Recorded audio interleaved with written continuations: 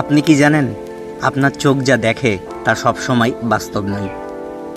আমাদের চোখে প্রবেশ করা আলোকে মস্তিষ্ক বিশ্লেষণ করে চিত্রে রূপান্তর করে, কিন্তু কখনো কখনো মস্তিষ্ক ভুল অনুমান করে ফেলে। এ কারণেই আমরা অপটিক্যাল ইলিউশন বা দৃষ্টিভ্রম দেখি। অর্থাৎ চোখ শুধু ডেটা পাঠায়, কিন্তু ছবিটি তৈরি করে মস্তিষ্ক। উদাহরণ হিসেবে ভাবুন, আপনি কি কখনো রাস্তায় হাঁটতে হাঁটতে মনে করেছেন দূরে একটা পানির স্তর আছে, কিন্তু কাছে যেতেই দেখলেন কিছুই নেই? অথবা কখনো কি স্থির কোনো ছবিকে নড়তে দেখেছেন? এই বিভ্রান্তগুলোই প্রমাণ করে আপনার চোখ আসলে আপনাকে প্রতারিত করছে।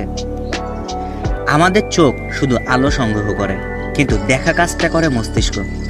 যখন আলো বা ছায়া অস্বাভাবিকভাবে প্রতিফলিত হয়, তখন মস্তিষ্ক ভুল ব্যাখ্যা দেয়, যেমন মরুভূমির মরীচিকা, অথবা এমন সব অপটিক্যাল ইলিউশন যা স্থির হয়েও নড়ছে মনে হয়।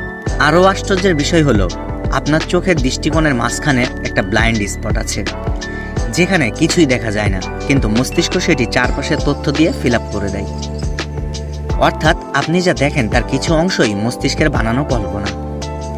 এ কারণেই বিজ্ঞানীরা বলেন, আমরা চোখ দিয়ে দেখি না, দেখি মস্তিষ্ক দিয়ে।